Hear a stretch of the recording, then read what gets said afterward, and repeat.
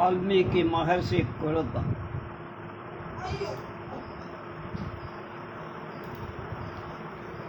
శ్రీమద్ రామాయణం ఉత్తరకాండ ఆచార్య పుల్లెల శ్రీరామచంద్రుడిగా బాలానందిని వ్యాఖ్య 270వ భాగం 19/8/26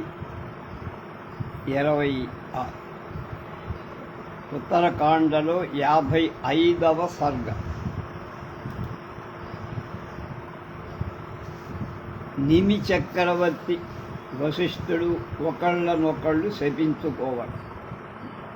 ఏషతేంద్రుగశాపశ్చ విస్తరోభి హితోమయం యజ్జస్తి శ్రవణే శ్రద్ధా శృణుష్వేహ అపరాం కథా.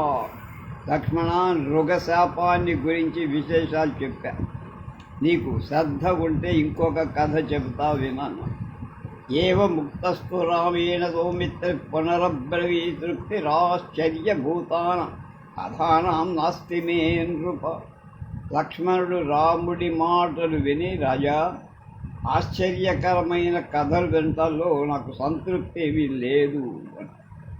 లక్ష్మణేనైవ ముక్తస్తు రామ ఇక్ష్వాకునందన కథాం పరమధర్మిష్టాం వ్యాహర్తు ఉపచక్ర.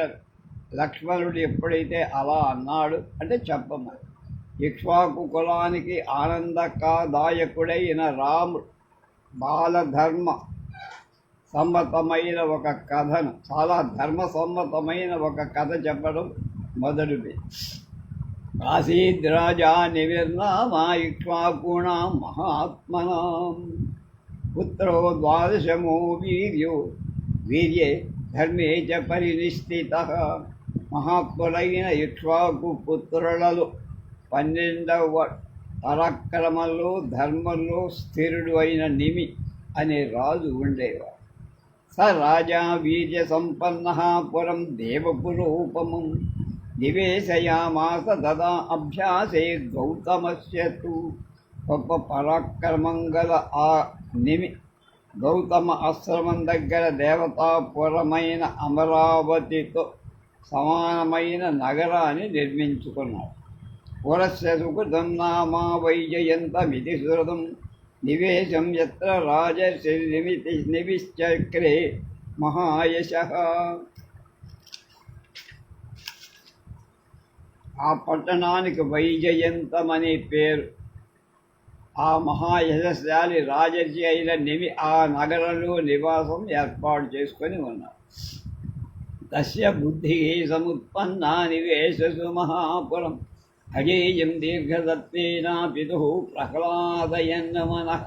మహాపురుషుడు ఆ మహాపురంలో నిర్మించిన తరువాత అందుకు తండ్రి గారి మనసుకు ఆనందం కలిగించట దీర్ఘసత్రం అనేటువంటి యాగం చెయ్యాలి అని ప్రహ్లాదాన్నంటే సంతోషపెట్టట.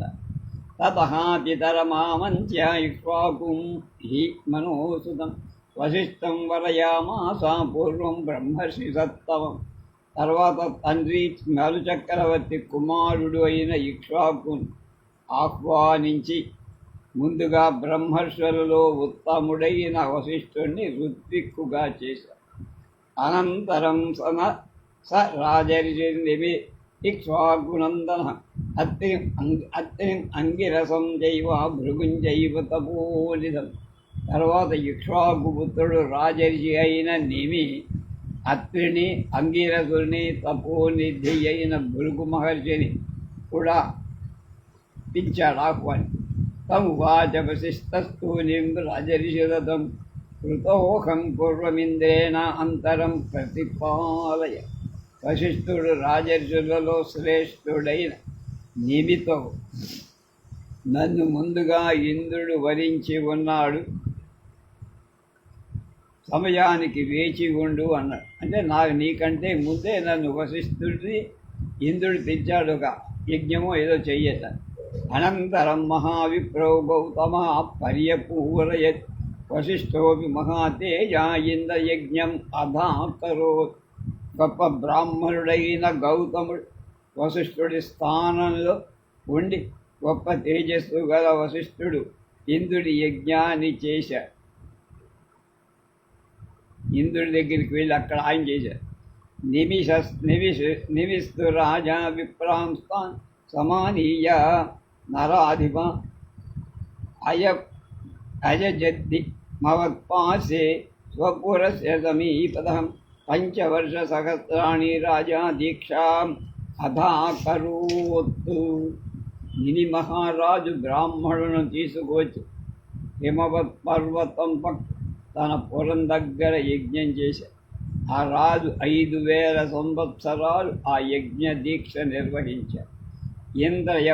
ఇంద్రయజ్ఞావసానేతు వశిష్ఠో భగవాన్ ఋషి సకాశమాగతో రాజ్ఞో హోత్హౌత్రం కర్తుమనిందిత. ఇంద్రుడి యజ్ఞం పూర్తయిన పిదప వచ్చినటువంటి పూజ్యుడు దోషరహితుడు అయిన వశిష్ఠ మహర్షి కోత అనే ఋత్విక్కుగా ఉండటానికి రాజు దగ్గరకి తదంతరం అధాపశ్చద్గౌతమేన అభిపూరితం కోపేన మహతావిష్టో వశిష్ఠో బ్రహ్మణః సుతః రాజ్ఞో దర్శనాకాంక్షీ ముహూర్తం సముపావిశత్. తన స్థానాన్ని గౌతముడు పూరించినట్టు తెలుసుకున్నాడు. అప్పుడు బ్రహ్మపుత్రుడైన వశిష్ఠుడు క్రోధావిష్టుడై రాజును చూడటానికి ముహూర్త కాలం ఆగాడు. తస్మిన్ నఖని రాజర్షి నిద్రయాపహృతో భృతం తతో మంజుర్వశిష్ఠస్య రాజురాసేన్ మహాత్మ అదర్శనేన రాజర్షి వ్యాహత్వముపచ్చక్.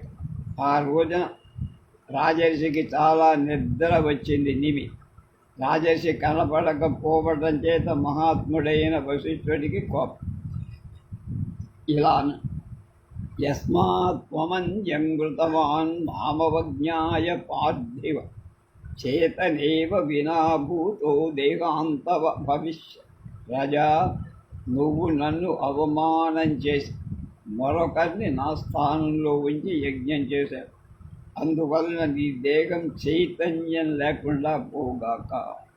తత ప్రబుద్ధో రాజా తు శుత్వా శాపముదాహురత్ బ్రహ్మయోని మధోమా చ సంబ్రంభాత్ క్రోధమూర్ఛితః. రాజు మేల్కొని పిదప శాపవాక్యాన్ని విని క్రోధావిష్టుడై బ్రహ్మపుత్రుడైన వశిష్ఠుడిని ఇలా శపించారు. అజానతః శయానస్య క్రోధేన కలుషీకృతః ఉక్త వాంగ్మమ శాపాగ్నిం యమదండమివాపరం. నేను స్పృహ లేకుండా నిద్రపోతుంటే నీ కోపం పట్టలేక యమదండం వంటి శాపాగ్ని నా మీద ప్రయోగిస్తావా? తస్మాత్ తవాపి బ్రహ్మర్షే చేతనేన వినా కృత దేహ రుచిరప్రేక్షో భవిష్యతి న సంశయ. ఆ కారణం చేత మంచి కాంతి గల నీ దేహం కూడా చైతన్యరహితం అవుతుంది, నో డౌట్ అన్న. ఇది రోషవశాదుఃఖౌ తదానీ అన్యోన్యం సరితౌ నృపద్విజేంద్రౌ సహసైవ బభూవత్వు విదేహౌ తత్తుల్యాధిగత ప్రభావనంతౌ. ఇత్యాశే శ్రీమద్ రామాయణే ఆదికావ్యే ఉత్తరకాండే 55 సర్గ. ప్రభావం చేత ఒకళ్ళనొకళ్ళు సమానులై ప్రసిద్ధులైన నిమి వశిష్ఠులు రోష ఆవేశాల చేత ఒకళ్ళొకళ్ళు శపించుకున్నారు. వాళ్ళ దేహాలప్పుడు పోయినాయి, విదేహులయ్యారు.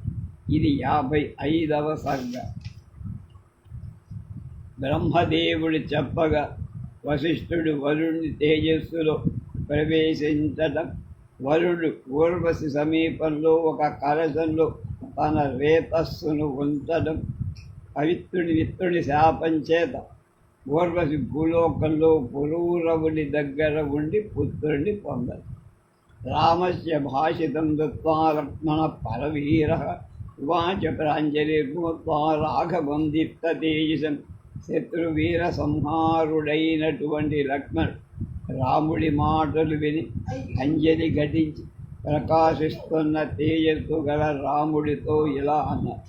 निक्षिप्य देहौ काकुत्स कथं त्वौ द्विजपार्थिवौ पुनर्देहेन संयोगं जग्मतुर्देवसम्मतौ రామా దేవతలకు కూడా పూజ్యులైన వశిష్ఠ నిమిచక్రవర్తులు దేహాలు విడిచేసి తర్వాత మళ్ళా దేహం ఎలా పొందారు? లక్ష్మణేనైవ ముక్తస్తు రామ ఇక్ష్వాకునందన ప్రత్యువాచ మహాతేజ లక్ష్మణం పురుషర్షభ. లక్ష్మణుడి మాటలు విని ఇక్ష్వాకు వంశానికి ఆనందదాయకుడు గొప్ప తేజస్సు కలవాడు అయిన పురుషశ్రేష్ఠుడు అయిన రాముడు లక్ష్మణుడితో ఇలా అన్నారు. తౌ పరస్పర శాపేన దేహమృత్యుజ్య ధార్మికౌ అభూతాం నృప పిప్రర్షి వాయుభూతౌ తపోధర్. ధార్మికులైన ఆ రాజర్షి నిమి బ్రహ్మర్షి వశిష్ఠుడు ఇద్దరూ పరస్పర శాపాల చేత దేహాలు విడిచి వాయు రూపంలో మునులుగా మారి అశరీర శరీరశ్చ కృతేన్యశ్చ మహాముని వశిష్ఠస్తు మహాతేజ జగామ పితురనిక్తకం. శరీరం లేని మహాతేజశాలి అయిన వశిష్ఠ మహాముని మరొక శరీరం కోసం తండ్రి దగ్గరకు వెళ్ళారు. సో అభివాజ్య తదపాదు దేవదేవస్య ధర్మవిత్ పితామహమఘోవాచ వాయుభూత ఇదం వచః. వాయువుగా అయిన ఆయన ధర్మాను ఎరిగిన వశిష్ఠుడు దేవదేవుడి పాదాలకు నమస్కరించి బ్రహ్మదేవుడు తండ్రిగా ఇలా అన్నారు. భగవన్ నివిశాతేన విదేహత్వముపాగమం దేవదేవ మహాదేవ వాయుభూతోహ మభ్యజ.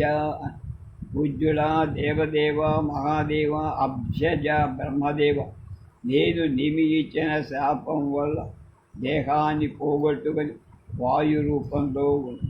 సర్వేషాం దేహహీనానాం మహద్దుఃఖం భవిష్యతి లుప్యంతే సర్వకార్యాణి హీనదేహస్య వై ప్రభు. ప్రభు, దేహం లేని వాళ్ళందరికీ చాలా దుఃఖం కలుగుతుంది. దేహం లేని వాడి అన్ని పనులు చెయ్యలేని పనులు లోపిస్తాయి. దేహస్యాన్యశ్చ తద్భావే ప్రసాదం కర్తుమర్హసి. తమువాచ తతో బ్రహ్మ స్వయం భూరమిత్త ప్రభ. నాకు మరొక దేహం ఉండేట్లు అనుగ్రహించండి.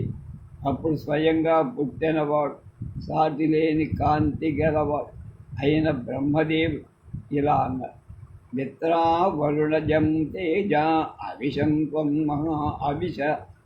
మహాయశ అయో నిజస్వం భవత తత్రాపి ద్విజసత్తమ ధర్మేణ మగతాయుక్తః పునరేష్యసి మే వశం. కీర్తిమాన్, నువ్వు మిత్రా వరుణల వల్ల తేజస్సుతో కలిగిన తేజస్సుతో ప్రవేశించు. నువ్వు అక్కడ కూడా అయోనిజుడివే అవుతావు. నిజశ్రేష్ఠ, గొప్ప ధర్మంతో కూడిన వాడి మళ్ళా నాకు వసుడవుతావు అంటే నా దగ్గరకు వస్తావు. ఏవ ముక్తస్తు దేవేన అభివాజ్య ప్రదక్షిణం కృత్వా పితామహం తోర్ణం ప్రజయౌ వరుణాలయం. వశిష్ఠుడు బ్రహ్మదేవుడి మాటలు ప్రదక్షిణ నమస్కారం చేసి శీఘ్రంగా వరుడి యొక్క నివాసానికి తమేవ కాలం మిత్రోపి వరుణత్వ అకారయతు క్షీరోదేన సహోపేత పూజ్యమాన సురేశ్వరై. అదే సమయంలో మిత్రుడు కూడా క్షీర సముద్రంలో ఉండి దేవతలను పూజిస్తుండగా వరుణ పర్వతం చేస్తున్నాడు. ఏతస్మిన్నేవ కాలే తు ఊర్వశీ పరమాప్సర యదృచ్ఛయా సముద్దేశం ఆగతా సఖిభిర్విరుత. ఆ సమయంలోనే ఊర్వశి అనేటువంటి అప్సర స్త్రీ సఖురాళ్లతో కలిసి వైభవసం చేత ఆ ప్రదేశానికి వచ్చి తాం దృష్ట్వా రూప సంపన్నాం క్రీడంతీం వరుణాలయే తదా విశత్పరో హర్షో వరుణం చ ఊర్వశీ కులే. వరుణుడి స్థానంలో క్రీడిస్తున్న సౌందర్యవతి అయ్య ఆ ఊర్వశిని చూడగానే వరుణుడి ఆమె విషయంలో గొప్ప సంతోషం కలిగి సతాం పద్మపదాసాక్షిం పూర్ణచంద్ర నిమాననం వరుణో వరయామాస మైథునాయప్సరోవర. వరుడు పద్మపత్రాల వంటి కళ్ళు గల పూర్ణచంద్రుడి వంటి ముఖం గల అప్సరసలలో శ్రేష్ఠురాలే ఊర్వశి మైథునం కోసం వరించారు. ప్రత్యువాచ తతస్సాతు వరుణం ప్రాంజలి స్థిత మిత్రేణాగం మృతా సాక్షాత్ పూర్వమేవ సురేశ్వర. ఆమె నమస్కారం చేసి దేవతల ప్రభువు ముందుగా మిత్రుడు నన్ను ప్రత్యక్షంగా వరించారు. వరుణస్వబ్రవీద్వాక్యం కందర్ప శరపీడిత ఇదం తేజ సముత్రక్షే కుంభేస్మిన్ దేవ నిర్మితే. కనుక మన్మథ శరాల చేత పీడింపబడిన వరుడిలా బ్రహ్మదేవుడు నిర్మించిన ఈ కుంభంలో ఈ తేజస్సు వదులుతా. భావముత్సృజ ఉత్సృజ శుశ్రోణి మయిత్వం పరవర్ణిని మృత కామో భవిష్యాత్ యది నేచ్చసి సంగమం. అందమైన గడి ప్రదేశం, మంచి వర్ణం రంగు ఉన్నదాన నాతో సంగమానికి ఇష్టపడకపోయి నాపై అనురాగం చూపించు, నా కోరిక తీర్చు. తస్య తల్లోకనాథస్య వరుడస్య సుభాషితం ఊర్వశీ పరమప్రీతా సుత్వా వాక్యమువాచ. లోకపాలుడైన వరుడి మాటలు విని ఊర్వశి చాలా సంతోషం. కామమేతద్భవేత్వం హృదయం మే త్వయి స్థితం భావశ్చాప్యధికం దుర్భ్యం దేహో నిత్యరస్య తు ప్రభూ. తప్పక అలాగే చేస్తా. నా హృదయం నీ మీదనే భావం కూడా అధికంగా నీకే. నా దేహం మాత్రం మిత్రుడికి ఇవ్వబడి. ఊర్వశ్య ఏవ ముక్తస్థు రేతస్తన్మహదా మహదద్భుతం జ్వలదగ్ని సమప్రజ్ఞం తస్మిన్ కుంభేన్యవాసుజత్. వరుణుడు ఊర్వశి మాటలు విని ఆశ్చర్యకరంగా ఉన్న ప్రజ్వరిల్లుత అగ్నిహోత్రం లాంటి తేజస్సు గల రేతస్ ఆ కుంభంలో వదిలే. ఊర్వశీ త్వగమత్తత్ర మిత్రో వయ్యత్ర దేవత తాం తు మిత్తహాసు సంక్రుద్ధ ఊర్వశీమిదమబ్రవీత్. ఊర్వశి దేవత అయిన మిత్రుడు ఉన్న చోటికి వెళ్ళింది. కానీ మిత్రుడు ఆమె మీద చాలా కోపంతో ఇలా అన్నాడు, శపించాడు. మయాభిమంత్రిత పూర్వం కిమర్థమభిశంకిత భావేనాన్యం కృతవతి పురుషం దుష్టకారిణి. నిన్ను నేను ముందుగా పిలిచా, దుష్టంగా ప్రవర్తించే నువ్వు ఏమాత్రం అనుమానం లేక పాపం చేత మరొక పురుషుణ్ణి ఎందుకు వరించావు? అనేన దుష్కృతేన త్వం మత్క్రోధ కలుషీకృత మనుష్యలోకమాస్థాయ కంచిత్ కాలం నివశ్యత్. ఆ చెడ్డ పని చేసినందు నా కోపం చేత బాధింపబడ్డ నువ్వు మనుష్యలోకంలోకి కొంతకాలం ఉండాలి. బుధస్య పుత్రో రాజర్షి కాశీరాజః పురూరవః తమభ్యాగచ్చ దుర్బుద్ధేన తే భర్త భవిష్యత్. బుధుడి పుత్రుడు కాశీరాజు అయిన పురూరవుడనే రాజర్షి ఉన్నాడు. దుర్బుద్ధి అతడి దగ్గరకు, అతడే నీ భర్త. తతస్సా శాపదోషేణ పురూరవ సమభ్యగాత్ వశిష్ఠాని పురబలి బుధస్యాత్మజమూరసం. తర్వాత ఆమె శాపదోషం చేత ప్రతిష్టానపురం అక్కడికి వెళ్ళి అక్కడ ఉన్న బుధుడి పౌరసపుత్రుడైన పురూరవుణ్ణి పొంది తస్యా యజ్ఞే తత శ్రీమాన్ ఆయుః పుత్రో మహాబల నహుషో యస్య పుత్రస్య బభూవ ఇంద్ర సమజ్యుతే. ఆ పురూరవుడి పూర్వసు ఎందు గొప్ప బలం గల శ్రీమంతుడై ఆయువు అనే కొడుకు పుట్టాడు.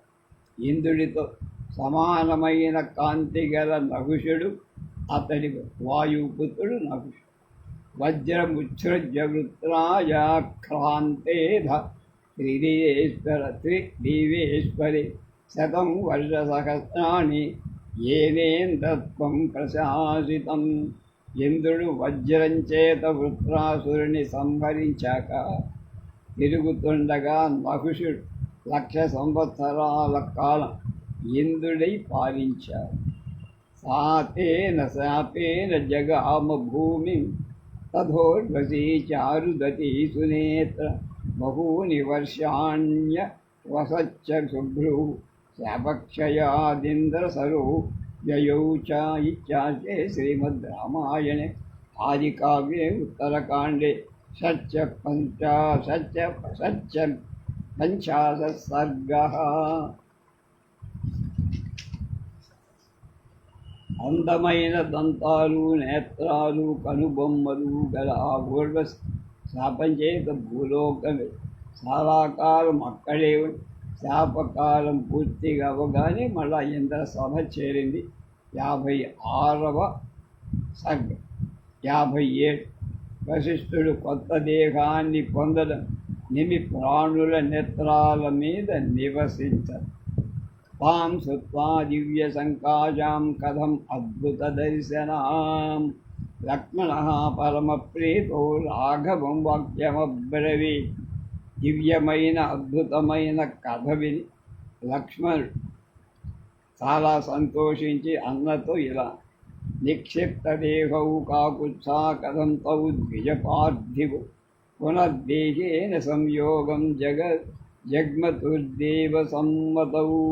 తస్య తద్భాషితం దృత్వా రామః సత్యపరాక్రమః తాం తథా కథయామాస వశిష్ఠస్య మహాత్మనః. లక్ష్మణుడి మాటలు విని సత్యపరాక్రమం గల రాముడు మహాత్ముడైన వశిష్ఠ కథ చెబుతున్నాడు. యః స కుంభో రఘుశ్రేష్ఠ తేజపూర్ణో మహాత్మనః తస్మిన్ తేజో మయో విప్రౌ సంభూతా ఋషి సత్తమ. లక్ష్మణ మహాత్ముడైన వరుణుడి తేజస్సు నింపిన ఆ కుంభంలో తేజస్వరూపుడు ఋషిశ్రేష్ఠులై 2 బ్రాహ్మణులు పుట్టారు. పూర్వం సమభవత్ తత్రాగస్యో భగవాన్ ఋషి నాగం సుతస్తవీత్యుక్త్వా మిత్రం తస్మాదపక్రమత్. ముందుగా భగవంతుడై అగస్త్య మహర్షి జన్మి నేను నీ పుత్రుడను కాను అని మిత్రుడితో చెప్పి అతడు అక్కడి నుంచి వెళ్ళిపోయాడు. రాబోయే శ్లోకాన్ని బట్టి ఆ కుంభంలో వరుణ తేజస్సు కూడా ఉండటం చేత అగస్త్య వశిష్ఠులు మిత్రావరుల 2 పుత్రుడు కానీ ఒకరి పుత్రుడు కారని భావం. తద్ది తేజస్సు ధర్మస్య ఉర్వశ్యా పూర్వమాహితం తస్మిన్ సభవత్కుంభే తత్తేజో యత్ర వారుణం. పూర్వసి నిమిత్తంగా స్ఖలితమైన మిత్రావరుణుడు కదా మిత్రుడి యొక్క తేజస్సు పూర్వం ఆ కుంభంలో ఉంచబడింది. తర్వాత వరుణుడి తేజస్సు కూడా ఉంచబడింది. ఆ కుంభం నుండి అగస్త్యుడు అంటే మిత్రావరుణుల కుమారుడే అగస్త్యుడు. తస్య చిత్ వధకాలస్య మిత్రావరుణ సంభవ వశిష్ఠే తేజసాయుక్తో జజ్ఞే ఇక్ష్వాకు దైవ. తర్వాత కొంతకాలానికి మిత్రావరుణుల కారణంగా గల తేజస్యాయైన ఇక్ష్వాకు వంశీయులకు దేవతే అయినటువంటి దేవుడే అయిన వశిష్ఠ జన్మ జరిగింది. సమీక్ష్వాకూర్మహాతేజా జాతమాత్రమనిందితం వవ్రే పురోగ సంసౌమ్య వంశస్యాచహితాయన సౌమ్య దోషరహితుడైన వశిష్ఠుడు పుట్టిన వెంటనే గొప్ప తేజస్సు గల ఇక్ష్వాకు మన వంశం హితం కోసం అతన్ని పురోహితుడినిగా ఎంచుకున్నది. ఏవం బహూర్వదేహ వశిష్ఠస్య మహాత్మనః కథితో నిర్గమ సౌమ్య నిమే శృణు యథాభవత్. సౌమ్య, మహాత్ముడైన వశిష్ఠుడి దేహం ఎలా పుట్టిందో చెప్పాను, ఇక నిమి విషయం చెప్తా. దృష్ట్వా విదేహం రాజాన్ ఋషయః సర్వ ఏవతే తం తతో యాజయామాను యాగదీక్షాం మనీషణ. బుద్ధిమంతుడైన ఋషీశ్వరులంతా ఆ రాజు దేహం లేని వాడయ్యాడని చూసి అతనికి యోగ దీక్ష ఇచ్చారు. తంచ దేహం నరేంద్రస్య రక్షంతి స్మ ద్విజోత్తమాః గంధైర్మాల్యైశ్చ వస్త్రైశ్చ పౌరభృత్య సమన్విత. బ్రాహ్మణోత్తములు పౌరులతో భృత్యువులతో కలిసి రాజు దేహాన్ని సుగంధ ద్రవ్యాల చేత, మాలల చేత, వస్త్రాల చేత రక్షించారు. తదో యజ్ఞే సమాప్తే తో వృషస్తద్రేతమద్భవేత్ ఆనయిష్యామి తే తేతస్తు తుస్తోస్మి తవ పార్థివ. యజ్ఞమైపోయింది. అక్కడ భృగువు ఇలా అన్నాడు, రాజా, నీ విషయం విని సంతోషించా. నీ మనస్సును మళ్ళా ఈ దేహంలోకి తీసుకువస్తా. ఆత్మ ఆకాశంలాగా సర్వత్రా వ్యాపించి ఉంటుంది. అంచేత ఒక దేహంలోని ఆత్మ రావటం కానీ దేహాన్ని విడిచిపోవటం కానీ లేదు. ఇంద్రియాదులతో కూడిన మనస్సే, అంతఃకరణమే ఒక దేహంలో ప్రవేశం. కొంతకాలానికి దాన్ని వదిలేస్తుంది. ఒక పాత్రని ఒక చోట నుండి మరొక చోటకి తీసుకెళ్ళేటప్పుడు వెళ్ళేది పాత్రే కానీ పాత్రలో కనపడే ఆకాశం కాదు, అది ఎక్కడికి కదదు. అలాగే అంతఃకరణం ఎక్కడెక్కడికి ప్రయాణం చేసినా అక్కడల్లా ఆత్మ ఉంటూనే ఉంటుంది.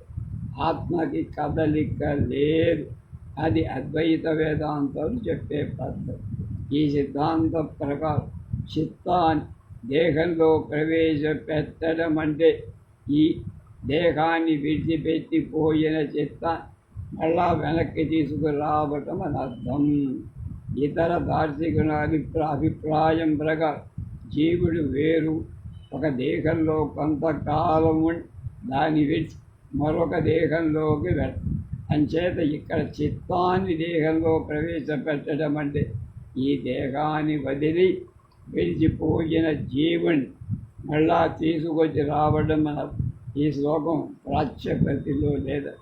సుప్రీతాశ్చ సురాः సర్వే నిమితే నిమిశ్చేతస్తదా బ్రువన్ వరం వరయ రాజర్షేపతే చేతో నిరూప్యతాం.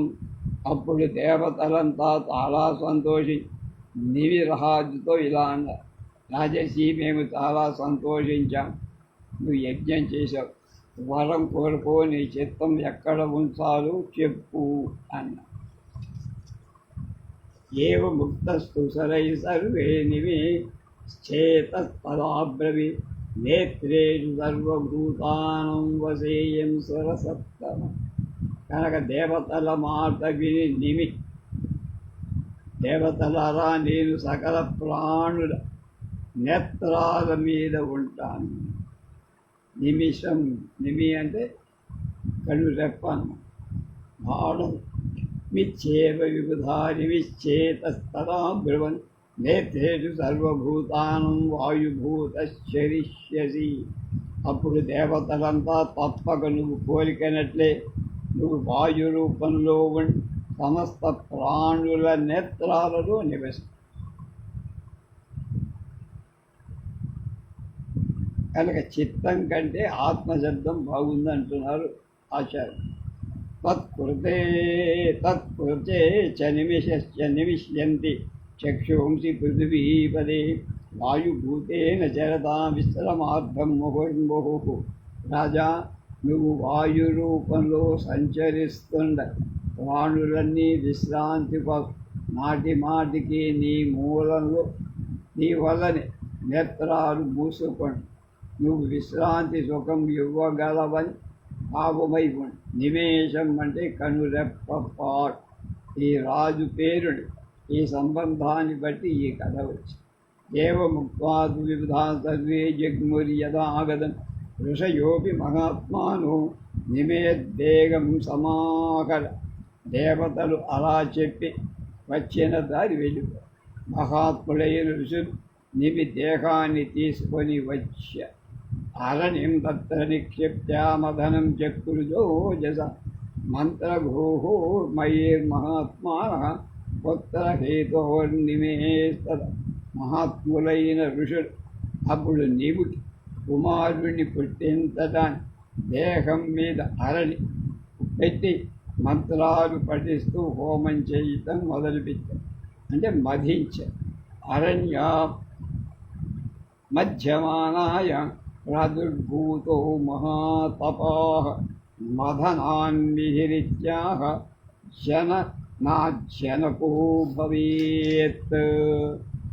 అరణిని మధించగా గొప్ప తేజస్సుగా పురుషుడు ఆవిర్భవించి మధించటం చేత పుట్టడం చేత మిథి అని, పుట్టడం చేత జనకుడని అతనికి పేరు వచ్చింది. మిథి జనకుడు. యస్మాద్విహేహాత్ సంభూతు వైదేహస్తు తతస్మృతః ఏవం విదేహరాజస్య జనకః పూర్వకో భవేత్. నిధిర్నామ మహాతేజ సేనాయం మైథిలో భవేత్. దేహం లేని నిమి నుండి పుట్టడం చేత పూర్వపురుషులకు విదేహరాజు అని పేరు. అతనే జనకుడయ్యాడు.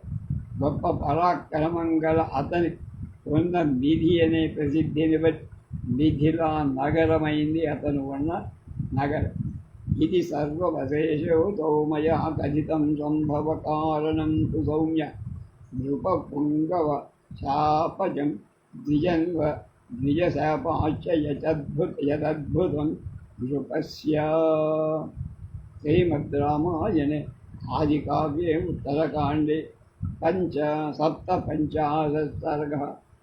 సౌమ్య లక్ష్మణ నివిచక్రవర్తి శాపం వల్ల వశిష్ఠుడి శాపం వల్ల నిమికి మళ్ళా ఎలా జన్మలు వచ్చాయో ఆశ్చర్యకరమైన కథను నీకు పూర్తిగా చెప్పా. ఇది ఉత్తరకాండలో 57వ సర్గ. రేపు 58వ సర్గలో యయాతిని శుక్రాచార్యుడు శపించడం ఎందుకు శపించాడో